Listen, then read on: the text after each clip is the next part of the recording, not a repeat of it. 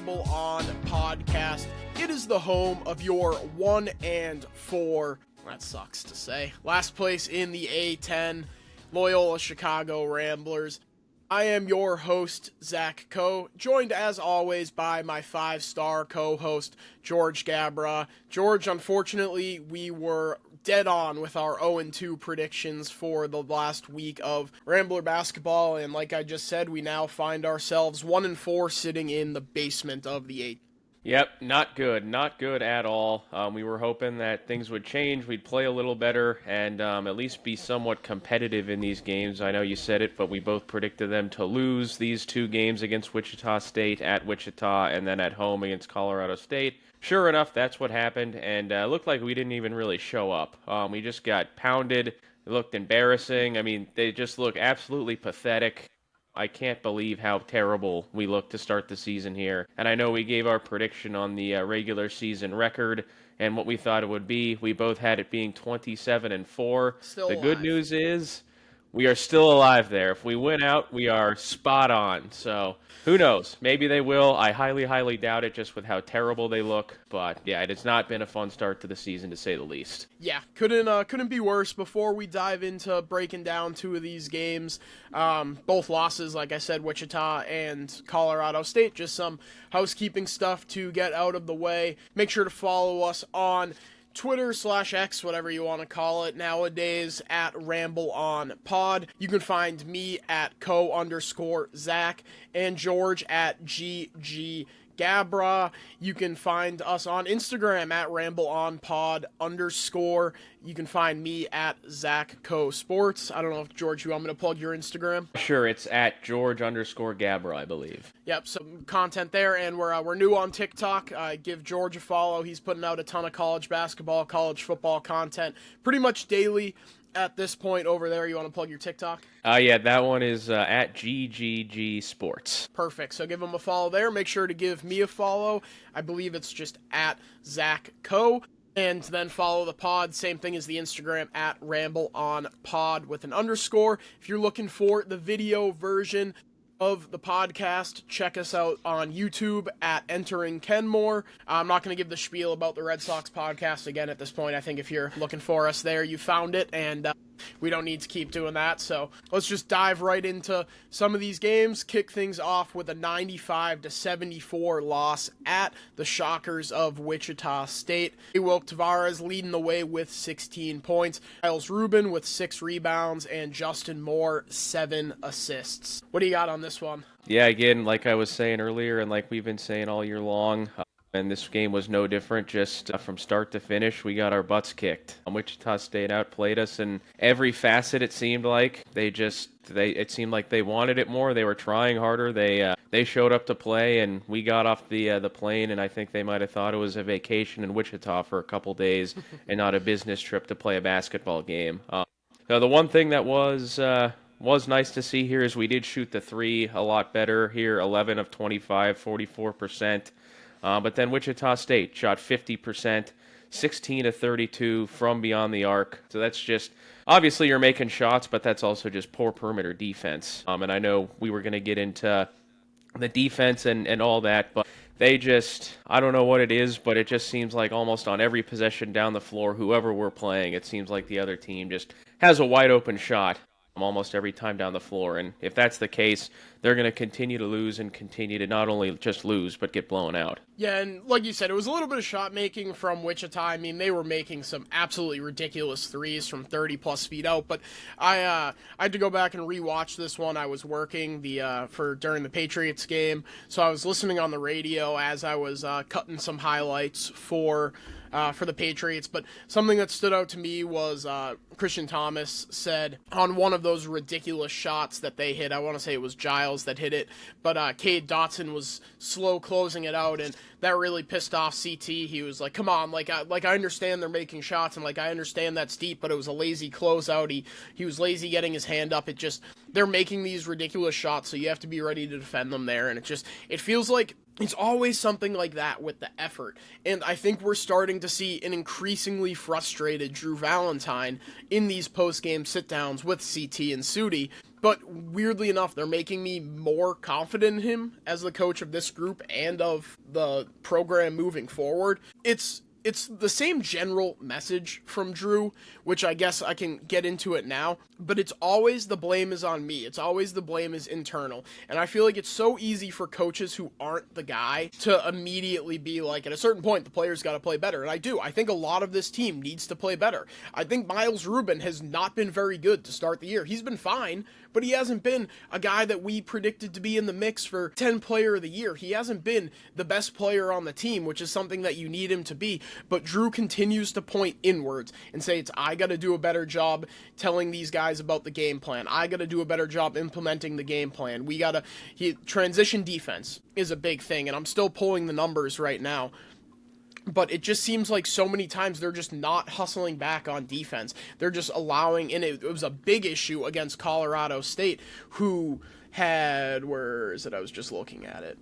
Not wrong CSU. That's Cleveland State, not Colorado State. But I want to say it was 15-0 fast break points just in the first half of that game against Colorado State. It's not good enough. And for whatever reason, the effort level just doesn't seem to be there. And I don't know if it's just in today's NIL, they got a couple guys who got their payday and are willing to be complacent with their payday and keep it moving, or what it is. But if you're a guy like Cade Dotson, and I'm not trying to pick on him because I do think that he's going to be a big part of this moving forward, but he played only 8 minutes in this game against Colorado State. If you're that guy, you're a sophomore, dude. If your plan was to just get your bag at Loyola and keep things moving and keep moving up, who's going to get you? Who's going to come be like, we need to get this guy if you're playing 8 minutes and you're dogging it on defense? No one.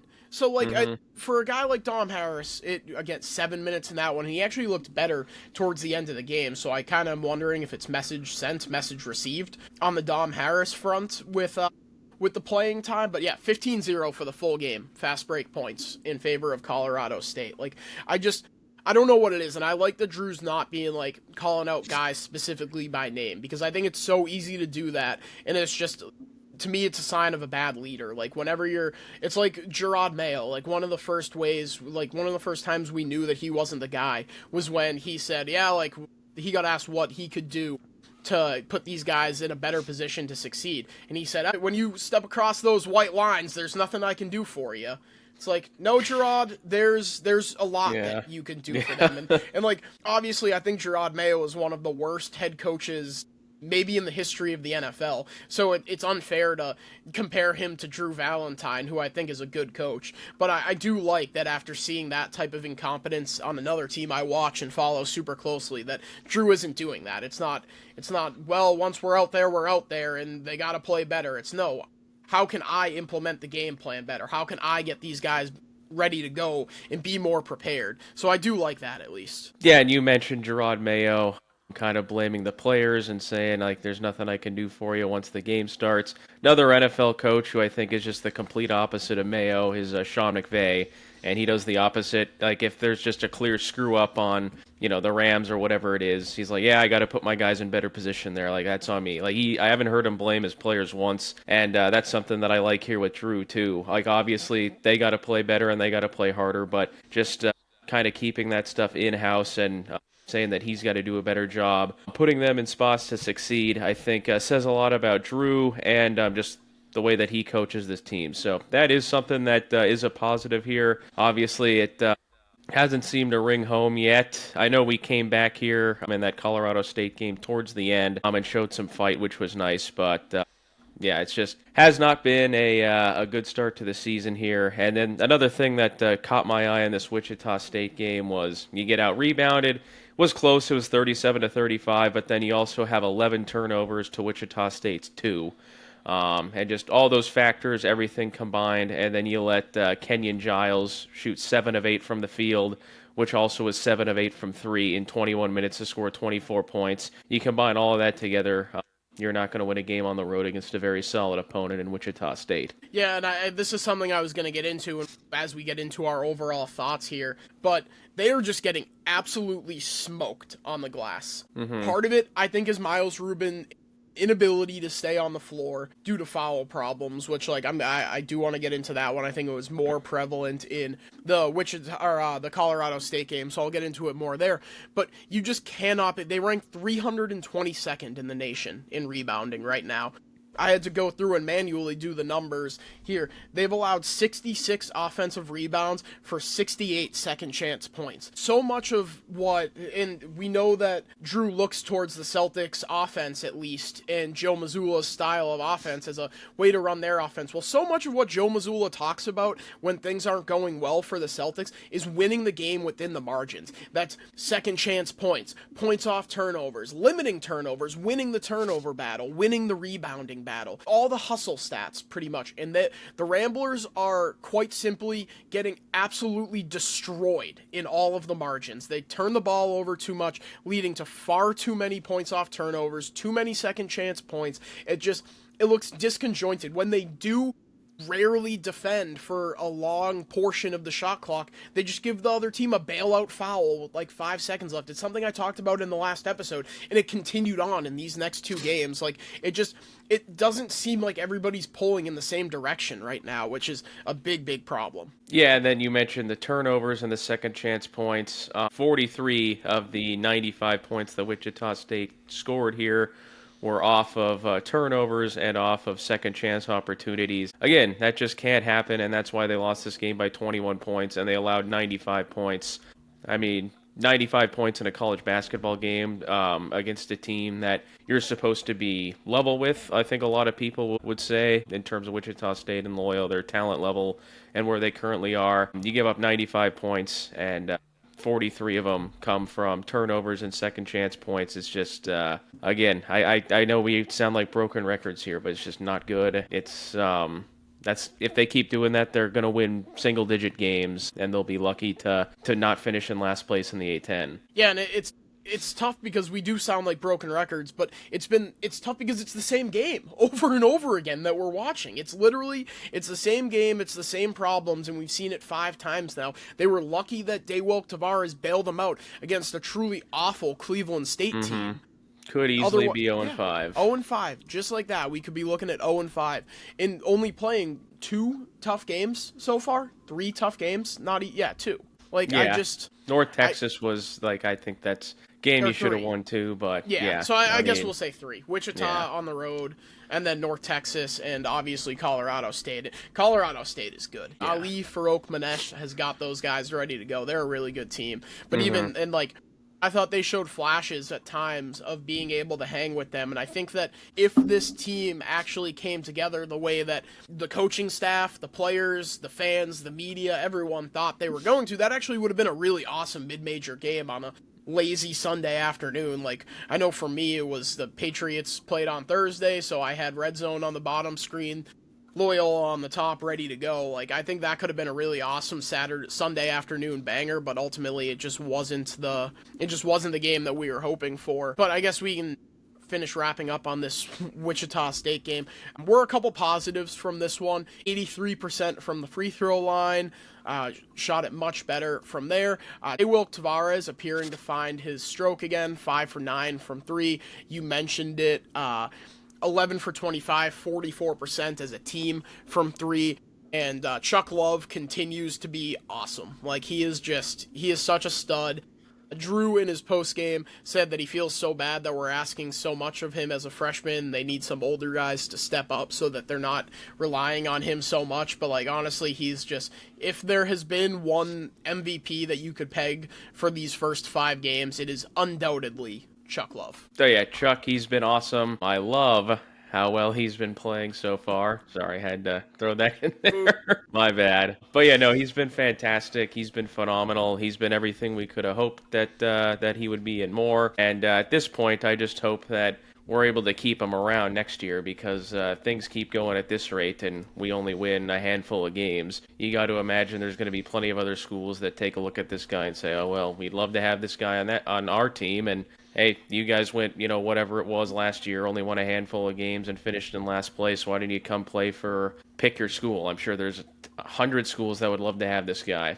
So that's the one thing I do worry about. I know we're not even in December yet, and the season just started. But hopefully he keeps playing that way, and the team around him keeps, or not keeps, but gets better and better, but game by game here, and they can start winning some games, because that is a guy that you'd love to hold on to here for more than just 1 year. Yeah, and I've been trying to not let those thoughts creep into my brain, but I can't lie and say that they haven't, at least a little bit. Every time he plays well, I'm like, fuck, like, and not to say that I'm rooting for him to play poorly, because obviously I'm not, like, that's just the state of college basketball nowadays, but it definitely is creeped into my head, being like, oh man, I really hope that he doesn't bounce after 1 year.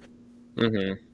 I mentioned Drew. I think he's getting increasingly frustrated in his post-game sit-downs. I don't think this Wichita one was the start of it, but I think the Colorado State one, like, you could tell some of that frustration starting to seep through. The first question was like, what's it like, how big is it to get a team like Colorado State up in Rogers Park? And he was like, yeah, it's great. Like, it's great to have a team like this come in. Like, it... But in this one, like I said, he's continuing to point inwards here. He said, it's my fault, I'm embarrassed by it. But there was one thing that he said that stood out above all else to me. And it's not necessarily calling out the players, but I think it's interesting. He said, and I'm going to work towards getting the actual audio to play rather than just trying to straight transcribe it and read it. So look for that on future episodes. But, quote, I don't think our guys understand the program they play for and how much it means when they show up to other people's places and when other people come to our place. Our name is circled, and when you have guys that don't have a certain amount of pride that someone like CT has in the program, it's nobody's fault, it's just the times. Like, to me, that really sucks to hear. Like, be like, guys don't have the same pride in the program. And I mean, obviously, we're going to have a different level of enthusiasm and pride in the program, and obviously guys like CT who spent their entire collegiate career at Loyola, 4 years, obviously some of the other guys that continue to rep Loyola incredibly hard, Lucas, Sheldon Edwards, guys that made an impact and had a real connection with the fans in the program, and I think to a certain extent that's true. It's just the times, but it sucks that we have a group here that doesn't really understand, like, and doesn't really take pride in the fact that they play for a school like Loyola, like a team that took themselves from one of the bottom feeders in the Missouri Valley Conference and made a national name of themselves through a Final Four run, through beating number 1 Illinois, through any number of things. So, like, I don't necessarily think it's anyone's fault. I just think it's the state of college basketball, but it sucks to hear that he feels like guys don't really, like, have pride in the name on the front of the jersey. And he didn't say it, but he said it previously, but guys are more worried about the name on the back, which blows. Yep, that's just college basketball now. The NIL, the transfer portal. You got a guy for 1 year, and the next year you got almost a completely new team. We've seen that in some of the opponents we played this year. I think it was Cleveland State and North Texas. There was one other team. Yeah, North Texas that didn't have a single minute returning. So it's just, that's kind of the landscape of how it is, and with so many new players and that come in from different schools. And I mean, a guy like Dominic Harris, that's a perfect example. This is his 4th school, I believe.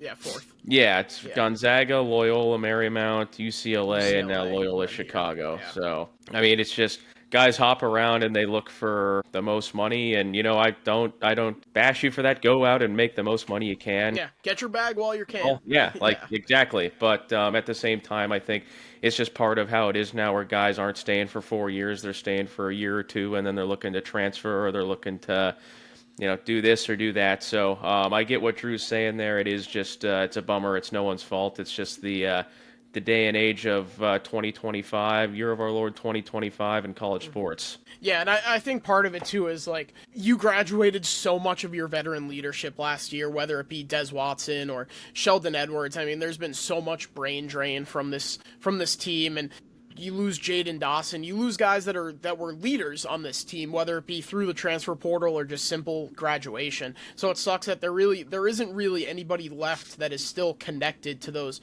Porter era days, those tournament era days. Obviously they have made a tournament under Drew. People forget that. Sure, it was a ready-made team. It was actually a little bit, I was kind of thinking this, it's a little bit similar to what Colorado State has with Farouk Manesh on stepping in for Nico Medved. Obviously, you don't have Nick Clifford anymore, but a lot of returners from a team that went to the second round of the tournament, knows what it's like to have been there and done that, and they play like it. They play like an experienced team that has tournament aspirations, and they do. They're a tournament team. Oh, yeah, for sure. And if it wasn't for, I think it was Derek Queen, the buzzer, yeah, in that second round game, they would have went to the Sweet 16, and who knows how far they would have gone. So, yeah, that's a very good team, very good program that they've built there. I think they've made it to the tournament 3 out of the last 4 years, and I saw that line come out, I think it was Saturday night, opened at 5.5, and in favor of Colorado State. It got down to 3.5 in favor of Colorado State, and I wasn't going to bet it just because I don't want to bet against my own team, but...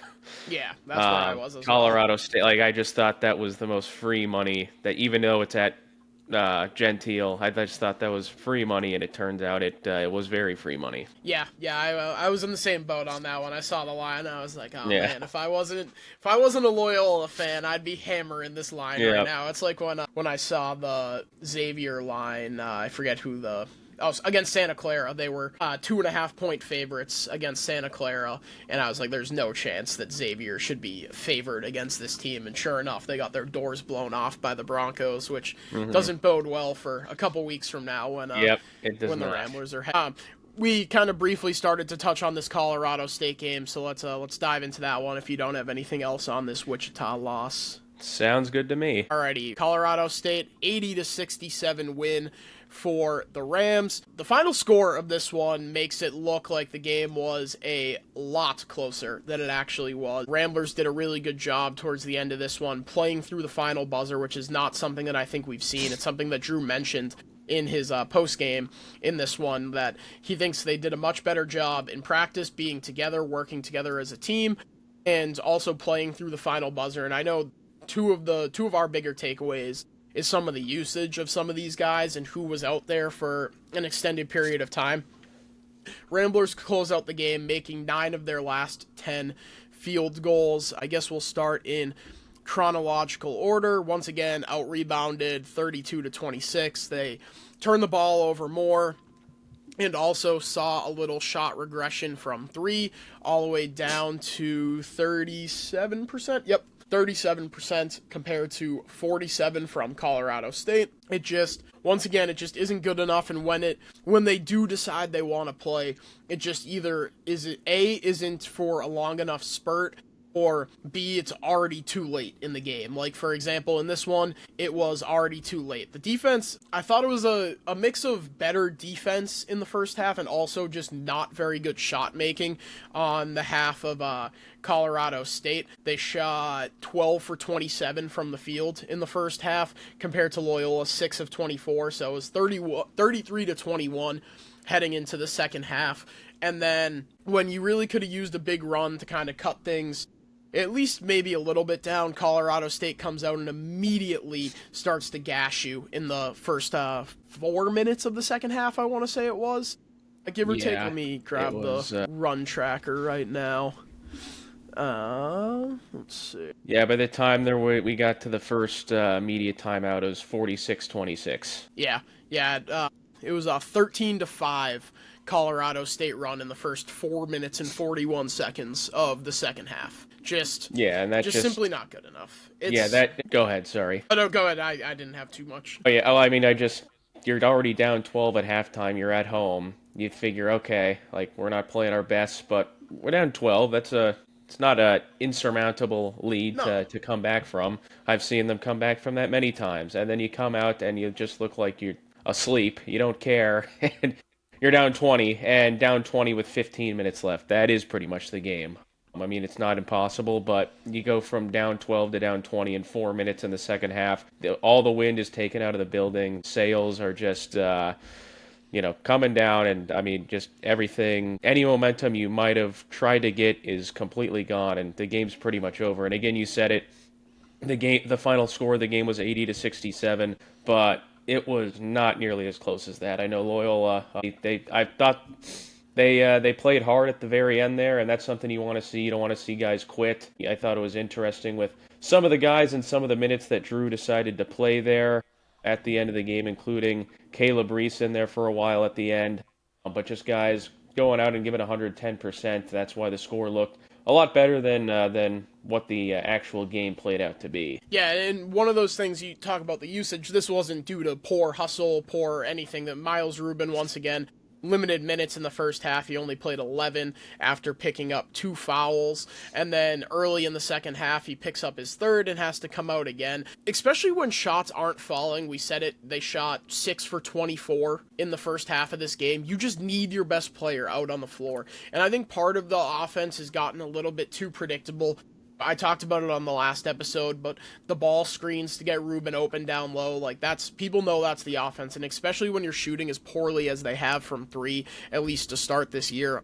Currently 160th in the nation at 3-point percentage, 34%, which ironically is tied with Alabama, but they're scoring 20 more points per game than you currently. It's really tough to get. Statistic he recorded was 3 rebounds. Like, yeah, it's just not good enough. Yeah, when Rubin's not out there, you just see the team goes from bad to really, really bad. And also, congrats to him. He did break the all-time blocks record at Loyola, so that's pretty cool. Loyola's been playing basketball for a long time, and to break that record in his junior year, 5 games in, that is very impressive. So hats off to him. But long-standing record too. Yeah. What, it's like I think it was the 80s, like 85, I want to say it was. I think so, yeah. But yeah, I don't know, we saw it so much in his freshman year where he would get into foul trouble and he wouldn't be out there on the floor and you'd miss him, and when he wasn't out there, obviously the rim wasn't as protected and just you're missing one of your best players. Last year he obviously still got into some foul trouble, but I thought he improved in that aspect a lot more. But this year it just seems like kind of the same thing where he's not able to stay out of that foul trouble, and Drew's got to put him on the bench to save him, and before you know it, you get down 12 points at halftime, and you dig yourself a hole time and time again when he's not out there on the floor because he's just getting into foul trouble. So it's a problem that hopefully he can get better at as the season goes on, because again, if he's not, and he's only playing about 20 minutes a game or whatever it was, I think he played, 24 in this one. Definitely want him playing at least 30 minutes, I'd say. So when he's not able to reach that barrier, I think it's definitely a disadvantage for the Ramblers. Yeah, 1984 to 1987, Andre Moore played, and Miles broke his record in two seasons and 5 games, 20-plus-year-old record. So very impressive on that front. I tweeted it in the second half, just one of the most prolific rim defenders I've ever seen in college basketball, period, not just Loyola, just like truly, like I do believe that when Drew calls him one of the best defensive players in the country, they're not one of the best defensive players in the country. He might not be the best, but he certainly is one of the top 5, I would say. Definitely. Yeah, just a really good player. We buried the lead a little bit talking about Wichita, which I just remembered by looking at the box score of Colorado State. Kamani Winsu re-aggravating his shin. He didn't play in the second half of the Wichita State game after giving it a go, and he was out for this Colorado State game. So when you talk about a guy who is willing to put in effort, and I'll get into some of the comments post-game from Drew about looking for guys who are willing to rebound and willing to play defense and hustle and do everything that we're kind of talking about this team lacking, I feel like Kamani Huinsu is the poster child of that. You talk about a guy last year who was thrust into a pretty unfair situation, having to be the backup point guard, not being a primary ball handler. There were growing pains, sure, but he did it admirably. He plays hard defense. He's willing to grind. He's willing to get into the dirty areas, and he's willing to do whatever it takes to win. So to see a guy like this continue to struggle with some nagging injuries really sucks. So hopefully he can get back out there, not only because he's a really good player and he makes the team better, but also you need more guys like Kamani Huinsu who are willing to pick themselves up by the bootstraps and say, I'm willing to do whatever it takes for this team. Like when you talk about guys who have pride in the name on the front of the jersey, I think on this current team, it's him, it's Miles Rubin, it's Caleb Reese, it's those kind of guys that are your foundational culture building pieces. Yeah, he's certainly one of the leaders on this team, and I think he does kind of take that image of what Drew says is he plays for the front of the jersey and not the back, and just to see him get injured, it's a bummer. I'm hoping. Is there any update on that, or do we know? So in the post game, he said day to day, but we'll see how Okay. things are going, I believe. Well, hopefully it's he can play tomorrow, or if he's not playing tomorrow, he can play out there in Palm Springs in a little less than a week, because he's one. I mean, he was one of my favorite players on the team last year. Again, one of my favorite players on the team this year. And you need more guys like that, and you need a leader on the floor there for the other guys who maybe aren't playing as hard as they should to see who wins who lead by example there. And without having him on the floor, you're not going to have that, and you're also going to be losing a lot of production on both the offensive and defensive sides of the floor. Yeah, so I echo all those sentiments. Hopefully, like you said, he's back relatively short order. Hopefully in Palm Springs, if not tomorrow. But I do want to get into some of the usage of these guys. I know it's something that stood out to me. It's something that stood out to you too. You kind of alluded to it, but Caleb Reese and Nick Anderson getting some extended run here in the second half. Nick Anderson, well, I guess extended run is a relative term. He played only 5 minutes in the second half, but it seemed like it was a pretty impactful 5 minutes. 9 in the full game total. Caleb Reese getting 7 minutes in there, but it did stand out to me that those were the guys that were willing to, or that he was willing to give run to. And obviously, like we said, they made the game look a lot more respectable. And even credit to Dom Harris, who I thought he got some burn at the end of the game when things were out of reach. And he was actually, it was the best he's looked in a Rambler uniform. 2 for 3 from the 3 in just 5 minutes. That's why I think it might have been message sent, message received. Same for Cade Dotson, just 5 minutes played in the second half. And something that he said post-game is simple, when asked specifically about those two guys getting extended runs, quote, "I'm looking for guys who want to play defense and rebound. If Nick wants to play defense and rebound, he'll have a big role. If Cade or Dom want to play defense and rebound, they'll have big roles." So that's kind of the first time that we've heard him specifically call out specific players. He mentioned Daniil Glazkov, another one. He played 12 minutes in the second half, and again, I think that's the best that he's looked so far this season. 2 for 2 from 3, 6 points. He's a guy where obviously I think we've both been a little bit underwhelmed with what he's brought to the table so far this year, but he's another one who's all these holdovers from last year. They need to be able to pick up the slack from that leadership that left. Justin Moore needs to be able to go out there and be a leader. Not to say that they haven't been, but there's obviously something wrong with this team currently. They're not gelling in whatever way they should. And I don't want to immediately just say it's a lack of leadership, because at a certain point, like Drew said, if any one of these guys wants to play defense and rebounds, then they can have a big role. Yeah, and that's I don't know, that's not great, because that just means that guys aren't playing defense, guys aren't rebounding, guys aren't attacking the glass. And you mentioned Daniil Glazkov. I think I texted you in one of these games, get him on the bench with a seatbelt, because I've been just sick and tired of seeing him. But again, he did look very good there at the end of the game, so glad to see him get some run and make some good use out of it. And again, in a lot of these situations where you're getting killed and the game is, it's obviously you're going to lose, you try and get different guys in there to just get minutes and see the floor and get some playing time. And I think in this case it was that, but it's also all right, let's have these guys go out there and watch how they're running up and down the floor, watch how they're attacking the glass, just watch how they're playing with some intensity that I think a lot of the guys that have been playing a lot of minutes have not showing very much at all this season. Yeah, absolutely. And I said it's definitely a message sent.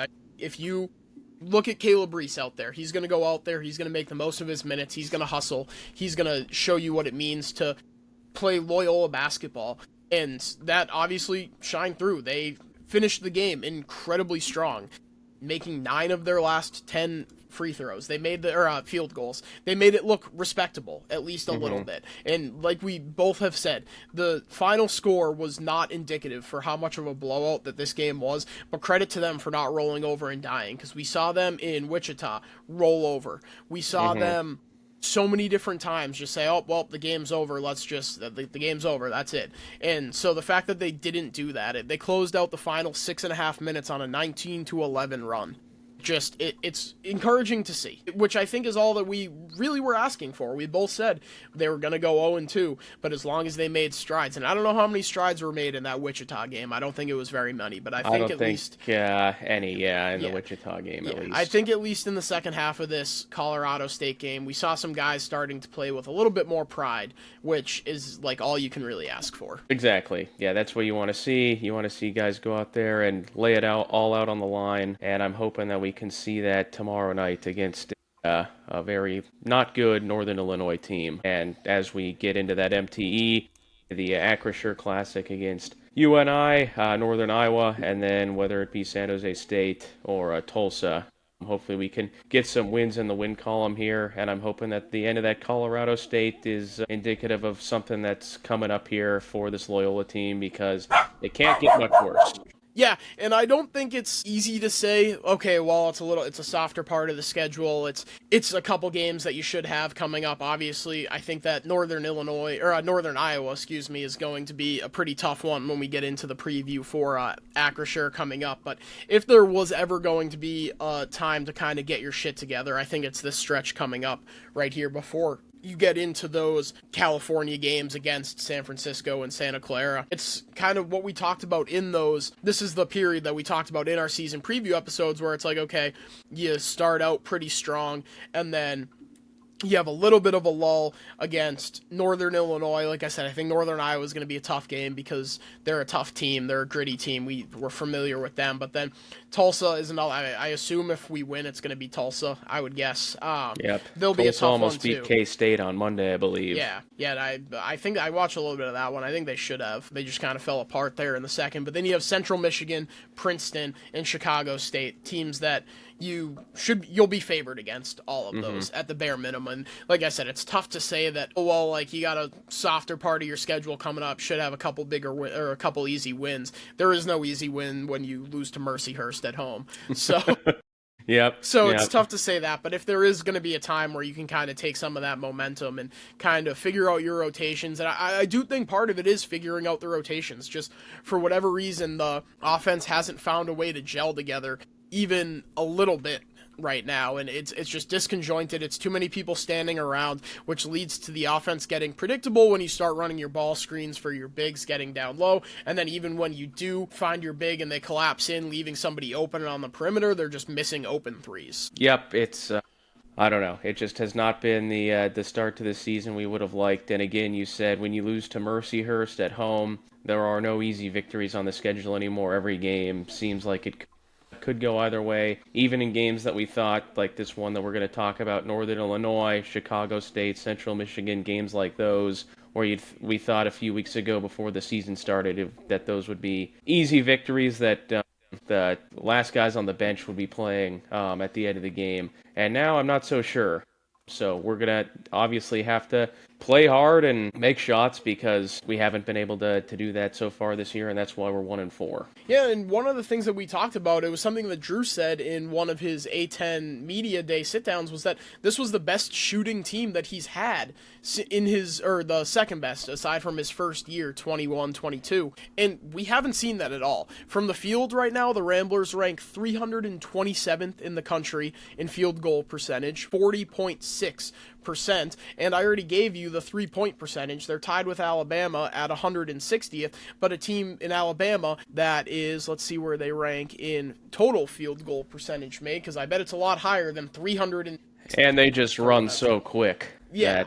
You're going to have more shots. Right. So, yeah, it's just, and not to say that Drew was wrong in saying that. I mean, when you look around at this roster, they should be so much better than in the 300s in terms of field goal percentage and 100s in terms of 3-point percentage. It's just, for whatever reason, it's just not clicking. And I think the G Unit, Greg Peterson, put it nicely on Twitter. G-Unit. At some point, it's not just shot variance. It's just that this group of players doesn't mesh well together. And I think we're getting close to that point where we can say that maybe this group is just not a group that's going to mesh together. And it sucks that we're kind of teetering on the edge of we went from, all right, well, now we're playing for 3 days in Pittsburgh in March to maybe it's just not going to happen at all with this team. Yeah, and again, it's only 5 games, but At a certain point, you start to think that could be the case. Again, it's only November. We haven't even gotten to December yet. We're still, 6 weeks from conference play opening up at the beginning of January. So we've got time here to figure things out. Just from what we've seen so far, I'm not super confident that we're going to be able to figure it out, and this team just might be bad. But there is a chance that we figure it out. Guys are starting to mesh better together. Guys are starting to play harder. Guys are starting to realize what it means to play at Loyola, play basketball at Loyola. And hopefully that happens and things get kicked into gear and we have a good season. It's certainly not out of the realm of possibilities that can happen. There's a long way to go. We've played 5 games, so we've got 26 games left of the regular season before the A-10 tournament. That's a lot of time, a lot of practices, a lot of games, a lot of time to mesh. So I do have confidence that we can turn this thing around, but it's got to happen obviously sooner rather than later, or else you get into it to a certain point and you're just in too big of a hole. So I'm hoping that they can start that tomorrow night, but we shall see, because it certainly doesn't look like they have it right now. But again, it's only been 5 games, and you got to give some teams some time, especially when you have so many new guys coming in from the transfer portal and from high school. Yeah, I mean, like I said, it's weird to say that I'm like oddly encouraged by the end of a blowout that you made it close, but I'm oddly encouraged by the way that they made it close. Like the fact that, and especially to see those kinds of flashes from Dom Harris and Cade Dotson. I mean, we talked about it on the last episode, 2 guys that we were expecting to have big impacts. Harris more than Dotson. I think me specifically, I was expecting a little bit more growing pains from Dotson, but he was really good in the first game, and then it's kind of been a mixed bag ever since then, and we see him kind of not necessarily getting called out, because I don't think that's what it was. I don't think Drew called him out at all. I think he was just using 2 guys who were losing playing time to Nick Anderson and Caleb Reese in Dom Harris and Cade Dotson. Is like, if either of those guys want to rebound and play defense, then they'll have a big role too. Like, I think that was just kind of an offhand comment rather than calling them out, which is fine. And even if those guys want to take it as being called out, good, do it. Take that as being called out. Use that to say, okay, oh, fine, you want me to rebound in defense? I'm going to play defense. I'm going to go out there and I'm going to play the toughest defense you've ever seen in your life. And I'm going to crash the boards like you wouldn't believe. It's good. Like, that's good to put something up there without being too harsh on them. And weirdly enough, like, I do lean more towards it being shot variance than anything else. Like I don't think Drew just made up that he thinks that this was the second best shooting team that they've had. This team is better than 320th in the country in field goal percentage. But the defense is really something that concerns me. Right now, they're in the KenPom, they're ranked 200 in adjusted defensive defensive rating, and on the Torvik, if you exclude the preseason statistics, they were in the 300s. Yeah, that's so it's just, not going to get it done. Yeah, just not nearly good, especially when you talk about a program that was built on playing hard-nosed defense. Like, it just was. When you think about the Loyola teams that have made tournament runs, the Loyola teams that we've watched and said, this is a team capable of going to the tournament, they've played incredibly good defense, and we're not seeing that. Yep, we're not. And again, that's what Loyola has been built on over the last decade or so, when they've kind of become this program that's winning a lot of games, and we have not seen that, to say the least, through the first 5 games of this.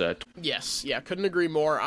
I don't mean to blow through all of these 2 games, but like we said at the beginning, it's just tough when it feels like we're kind of watching a little bit of the same game every single day. So I don't have too much more on either of these 2 games if you want to get into these the previews of these next ones. Yep, that sounds good to me. Alrighty, tomorrow night, game number 6 on the short season, welcoming in the Huskies of Northern Illinois, 7 o'clock Central on ESPN+. Ramblers open up a 13.5 point favorite, total sitting at 150.5. We just kind of talked about it. Gotta have this one. Just cannot, and again, it's hard to say, well, you gotta have this one. It's a soft opponent when you lost to Mercyhurst, but gotta have this one. Yep, exactly. And the first thing that I put down here on the notes is we better win this game, because this is a Northern Illinois team that they're not very good. I think they're probably better than Mercyhurst, and obviously we lost to them pretty convincingly. So we have to play better, and we have to win this game. You don't want to get to 1-5 and then go to Palm Springs, and then you're playing a really good Northern Illinois team. So again, this is a game I think we have to have. They're 2-3 on the season, but one of those wins was against Benedictine, who is a Division III school, so that doesn't count. So they're 1-3 on the year, and their other win was over UL Monroe. And the Warhawks, I don't think they're anything special. So this team has not really beaten a good opponent. They lost to Northern Iowa on Tuesday, who obviously we play next Tuesday in Palm Springs, 70-57. And they are 301st in the Ken Palm, offensive rating of 249th, and defensive rating at 328th in that Ken Palm ranking. And again, this is not a good team. They're averaging 81.4 points per game, but if you take out the game against the D3 school, you knock that down all the way to 72.5 points per game, which would rank 219th in the country, so bottom third there. Defense is even worse for the Huskies. They give up 84.3 points per game, which is 282nd in the country. They have 4 players averaging double figures. Dylan Ducoman, 12 points per game. Damir Kelly, 11.2 points per game. Awatuka, 11 points per game. And Makai Valentine averaging 10.8 points per game. So they got some guys who can put the ball in the bucket. They shoot the ball pretty well from 3, 41.7%, which is 19th best in the country. But again, if we play like we did at the end of the North Texas and Colorado State games, I think we'll win this game by double digits. But if we play like we did against Mercyhurst and Cleveland State, this could be another upset, ugly loss. So just got to play good. And if we play well and we play up to our standard, we'll win this game pretty handily. Yeah, to me, the defense is going to be a big thing here. You said it, 19th best three-point percentage in the country at 41.7%. Specifically, 2 of the guys that were, like I said, I don't necessarily want to say that they were called out, but they were called out in a way, in Dom Harris and Cade Dotson, 2 of your perimeter defenders. Like, just looking for guys that are willing to play defense, that's where it's going to start. If you can limit them from 3, like you said, it should be a pretty easy win. But if you're not willing to go out there and defend and play hard, then they're going to, maybe they end up like a Wichita State type of game where they shoot 50% from 3. They get good shot variation because you're not willing to close out on some of their deeper threes. You're not willing to go out there and you're going to take it like the Mercyhurst game where they showed up and it was like, oh, we're playing Mercyhurst. We're going to roll out of bed and beat Mercyhurst by 30. These teams, and this is a rivalry game for them. This is it's something that Drew said. I quoted Drew right there. And I'll read it again. I don't think our guys understand the program that they play for and how much it means when they show up to other people's places or other people come to our place. Our name is circled. This is a Northern Illinois team. Your name is circled. This is their Super Bowl this year. They're going to go in and they're playing you and they're saying, oh, we have an in-state rivalry game. We want to beat their asses. Like that's what they want to do. And you need to know that going into this one, that they're coming in with your name circled. Yeah, and this is a Northern Illinois school, which I think it's about 2 hours west of Chicago, give or take. I think it's in Rockford or right around there. Yeah. So it's pretty close to Chicago. And you know that every player on that team wants to come into Loyola and beat them and say, well, you guys should have recruited me. Look what I can do. That's something that you see when they play Chicago State. That's why those games are usually closer than they should be. This is another game where the guys on the Northern Illinois Huskies are going to come in thinking upset on their mind. Like Drew said, they've got this game circled. They're going to want to come in and not just win the game, but win the game handily and pull off the big upset and show Loyola and Drew and everybody that they should have recruited them as well and get a big win for Northern Illinois. So this is a game they certainly have circled. You can't play with your food here. You got to come out from the opening tip to the final buzzer and play a hard 40 minutes. And again, if you do that, you don't if you do that and you don't play like you have been playing, then you should be good. And you play harder, you should be good. But if you play like you did against Wichita State, this could be another upset. If you play like you did against Mercyhurst, I can almost guarantee they're going to lose this game. So it just depends which team comes out there and shows up. And after about a week off, or I guess 5 days off, they've had time to reflect. They've had time to get ready. I'm sure Drew is running them hard at practice. I'm sure he's been preaching, we got to be ready to go in this game. This is not a gimme. Obviously, it's not a gimme with what they've seen from other opponents and how they've played so far this season. So I think the message is go in right from the opening tip, give it 110%. You do that, you make your shots, and you play hard on defense. I think they're going to win the game and they cover. If they don't do that, I honestly think they're going to lose. I don't think there's a middle ground here. I think they're either going to win and cover, which I think is going to happen. But if they don't do that, I think they might lose the game outright. 5 against the spread so far this year, right? 0-5, yeah, and it really hasn't been close either. They've been... No. They have not been a good team. Not that it really matters because they still win games, but they have not been a very good team against the spread the last couple of years, which they have not. Which is really unfortunate for us who like to gamble on the teams that we root for. Yep. But I think you're in the same boat as me that you have us. thus sworn them off to start the season. I have, yeah. Yeah, and usually I reach that point until about A10 play, and then I kind of pick and choose my spots where I want to bet on them. But usually that first week of the season, it's pretty much an auto play for me that I'm just gonna take whatever the line is for Loyola, and it started out pretty poorly. So yeah. But I wonder if we see a little bit of a slower pace in this one. Obviously, the Ramblers coming into this one 303rd in pace of play, while Northern Illinois is at 212. I just had it in front of me.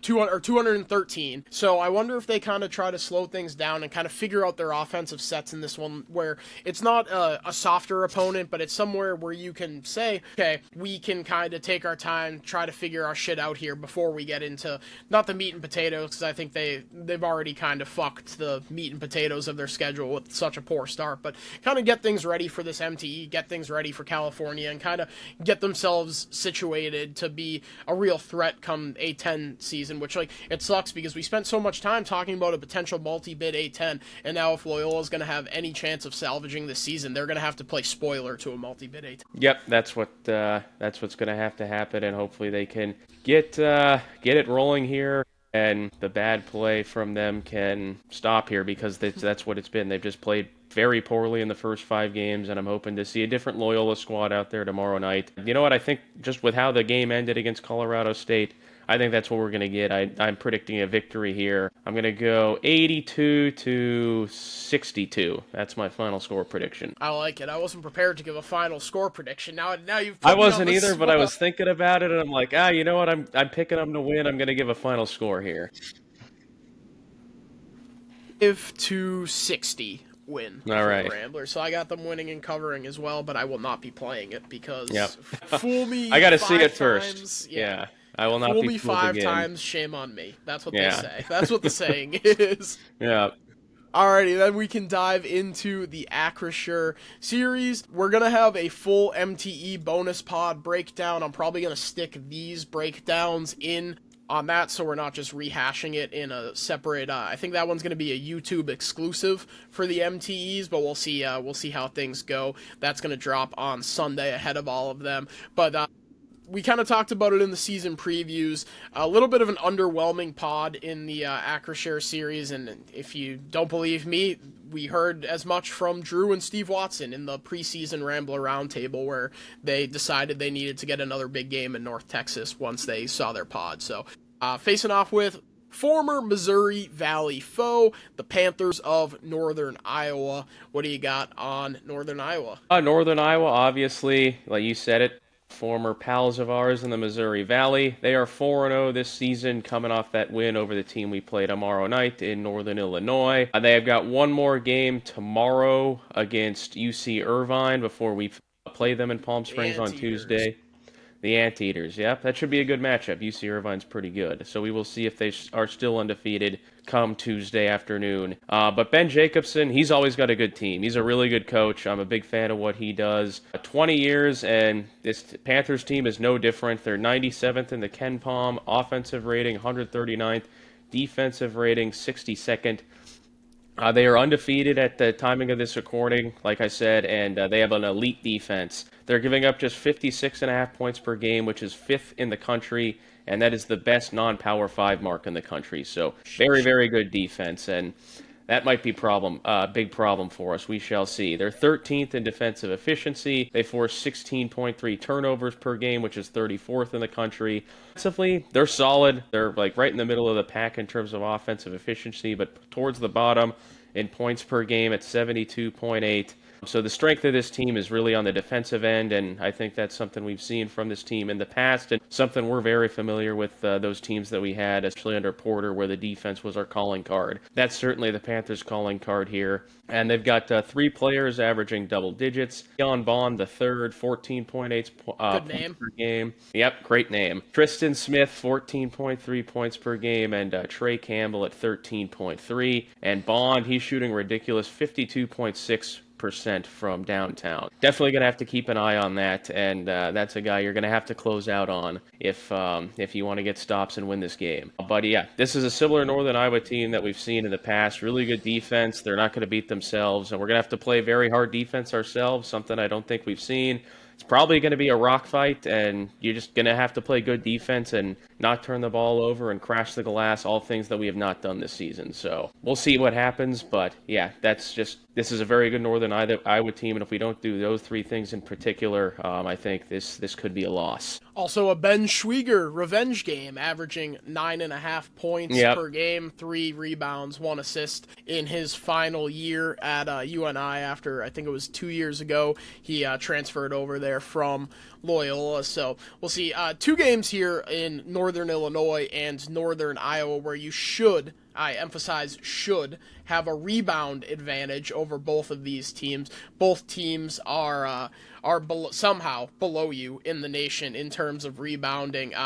Not by a whole lot, but because, again, when you're 322nd in the nation in rebounding, there's only 40 more spots to go to get to the very bottom. But both of these teams that you should hopefully have a rebounding edge over. So hopefully Alex Richardson can figure it the fuck out. Hopefully Miles Rubin can stay on the floor. I didn't mention this when talking about the Drew postgame stuff, but he mentioned in postgame that Xavier Amos is targeting around finals week, which I don't know precisely when that is.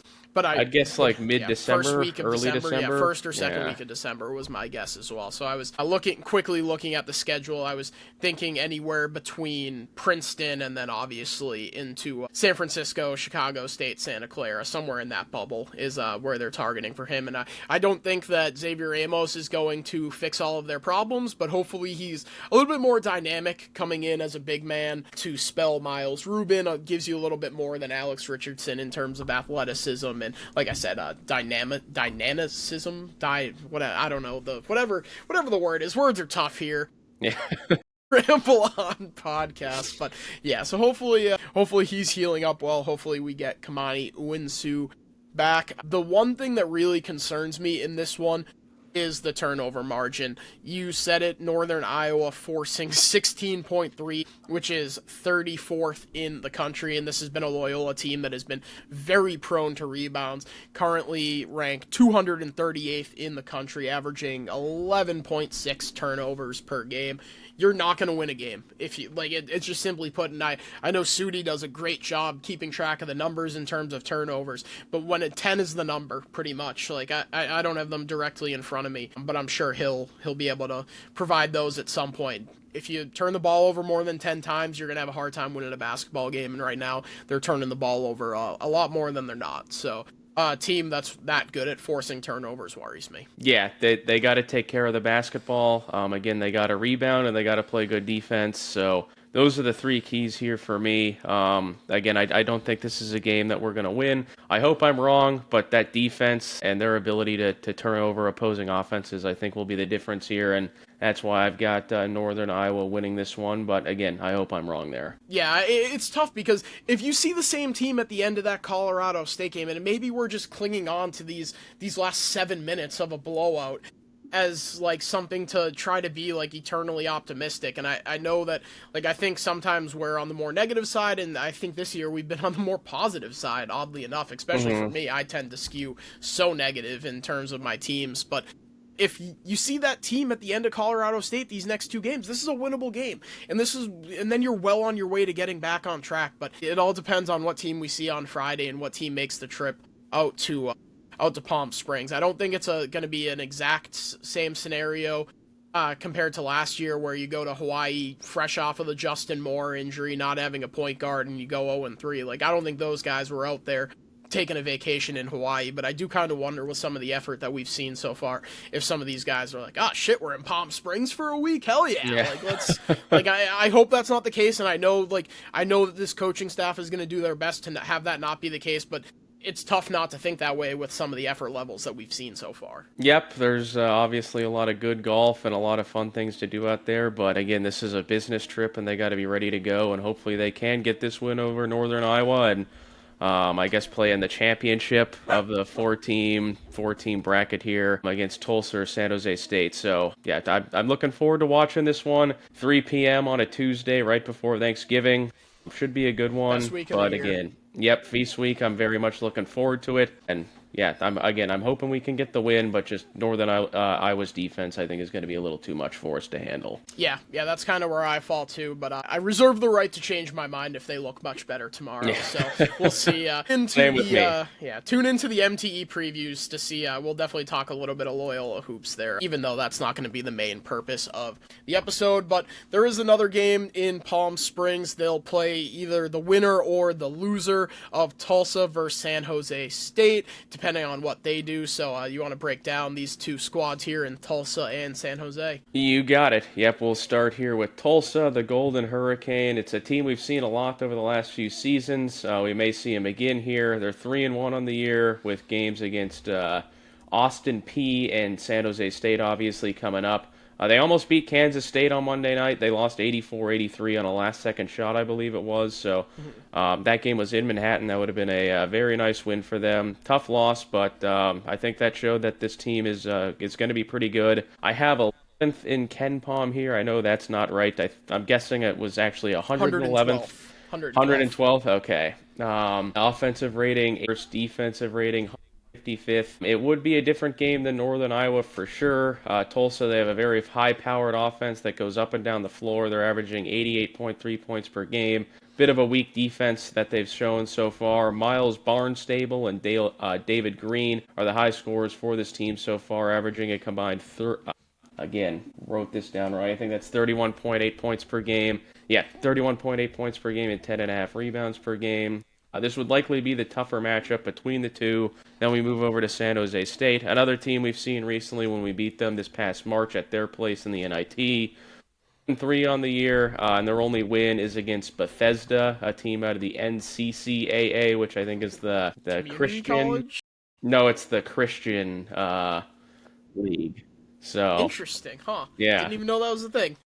Yep, I was looking it up, and it's the Christian something. So that's where they are, and they do have Southern coming up, and then obviously Tulsa before this game. They're 170 Ken Palm offensive rating, 144th. Defensive rating, 239th. The Spartans, they've been fairly competitive in tough losses. They've been played Michigan State, Utah, and UCSB. So obviously Michigan State, a top 15 team. Utah and UCSB, pretty formidable opponents as well.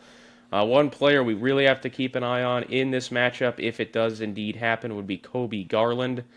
Colby Garland, he's averaging 22.5 points per game, which is tied for 23rd in the country, and he's shooting 66.7% from the field as a guard. So makes a lot of his shots. And like Tulsa, they don't play too much defense. They're 270th in points per game allowed in the country. And this would be a game I would expect us to win. But who knows if this will be the matchup, and just with the bad start we've had to the season. So I'm hoping we play Tulsa, because that likely means that we would beat Northern Iowa, and then we play Tulsa in the championship game. But I'm guessing we'll probably wind up with San Jose State here. I'm not totally sure. Obviously, we'll find out on Tuesday afternoon. But Yeah, couldn't agree more. It's like we've been kind of echoing throughout all of these game previews. It's games that we both went into the season expecting to go 2-0 in this Acrisure Classic, Acrisure Series, whatever. I don't know. When I was starting to do the MTE prep, there's the Acrisure Invitational, and there's the Acrisure Classic, and there's the Acrisure single is a big games, and there's sponsor for these MTE tournaments, I guess. Yeah, and to me, it's I wish they would just you have your pod, but they all go into a tournament style. So you have this pod, and then the winner of the Loyola this pod plays the winner of, say, St. Louis's pod, or the winner of San Francisco's pod, or whatever it may be. Turn it into a whole thing that spans throughout the week. At least I would have liked to see these guys get 3 games in a row rather than just 2 in a row, because that's more of the tournament style that you're going to be seeing. And to me, like we said, the season now hinges on playing spoiler in the and then getting hot for 4 days or whatever it ends up being in Pittsburgh in March. And I do, like I said, I weirdly still have faith in Drew to turn this around. I know and maybe it is just overcorrection that I skewed too negative last year and was ready to ship him out of town if Porter were to become available again, which, I don't want to say I still would do that, but I still would do that. I would too. but I do, it might, like I said, it might be an overcorrection, but like, especially the way that he's been talking, like, he talks like a professional. I know that, like, obviously that things have gotten increasingly negative, and maybe I'm just a contrarian at my very core, and I see people skewing so far negative on Drew that I decided to flip-flop the opposite way. Maybe I'm a contrarian at heart, and I just can't.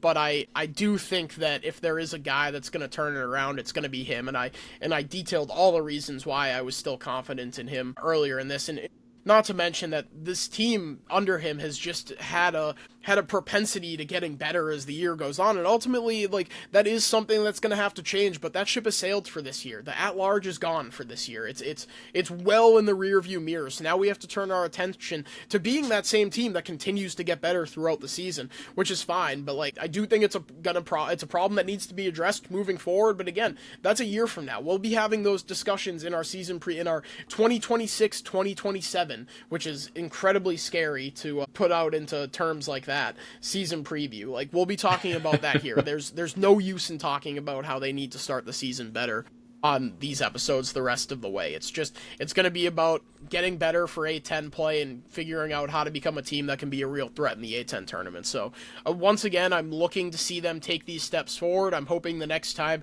we do episode 31 of the Ramble On podcast that we're talking about a team that's sitting at 3-5 best case scenario, rather than whatever it may be, God forbid, 1-7. That would be like an absolute nightmare scenario. But again, you can't rule anything out. But I do think that if they can harness the way that they played at the end of the Colorado State game, that even if they go 1-1 in Palm Springs and wind up 2-1 on the week, then that's still a gigantic step forward from where we were. Yep, it is. And again, the first 5 games are done. They're over with, and now it is time to focus on the final 26 games, and then obviously when you get to the A10 tournament, that's a long way off. But again, these teams have gotten better each and every year that Drew has been the coach, and I don't see why that would change this year. I've got confidence that this team is going to be able to turn it around and at least play better than they have been. I don't know how well that is, but I can guarantee you that they will not play this bad for the entire year. I would be shocked if that were the case. So I'm excited to see how this team rebounds. Hopefully tomorrow night with a win against Northern Illinois, and then you head out to California. Business trip. Hopefully they take care of business there. They get hot, and this thing goes in the direction that we were thinking it would. So again, I'm looking forward to these games here coming up, and hopefully we're sitting here when we record next time. I think 4-4 would be the best case here.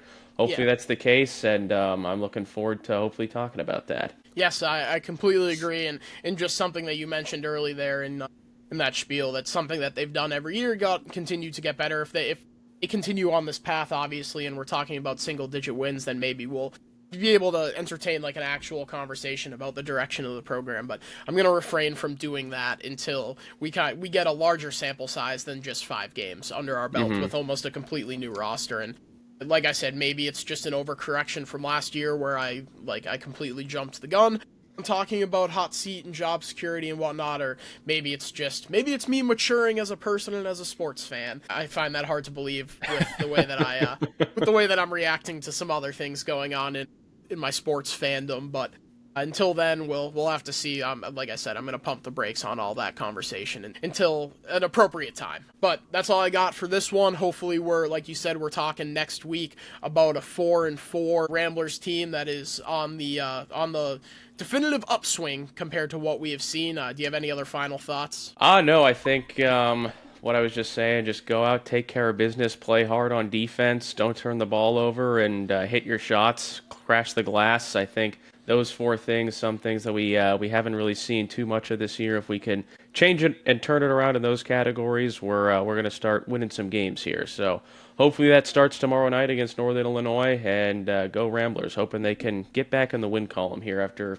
2.5 weeks? Yeah, that's crazy. 4-game losing streak, 2.5 week span. I think we both would have called you crazy if we told you that when we record. If future Zach and George dropped into the Riverside call from those 2 season preview episodes and be like, they're on November 20th, you're going to be talking about a 1-4 basketball team, we probably would have laughed in your face. Yeah. So We definitely would have, yeah. So hopefully, like you said, 4-4 next week. Thank you so much for tuning in. Stay tuned on Sunday night, Monday morning for a bonus episode of the Ramble On Podcast, breaking down all of the MTEs of Feast Week, including a take that I am formulating as we speak. Is Feast Week as we know it dead? So stay tuned to hear all our thoughts on that. Stay tuned to the socials to find out if that's going to be in your podcast app or a YouTube exclusive. We'll make that decision here soon. Again, thanks for tuning in. Make sure to like and subscribe to the pod wherever you are listening to us right now, whether that be Apple, Spotify, YouTube, or any other place. Follow us on all the socials. I gave them to you at the start of the show, but here they are one more time. You can find me on Twitter at @co_Zach, George at GGGabra, and the pod at Ramble On Pod. You can find us on Instagram at Ramble On Pod _ and the TikTok. If you're looking for any college athletic TikTok, George is the place to go for those. He's breaking down coaching hirings. He's breaking down firings, games, game of the day, worst game of the day. You name it, you can find it on George's TikTok. And you can also find all of our content, short form, on TikTok at Ramble On Pod with an _. Thank you so much for tuning in, and we will see you on Sunday. And if you're not going to tune into that one, you should, but we'll see you next week.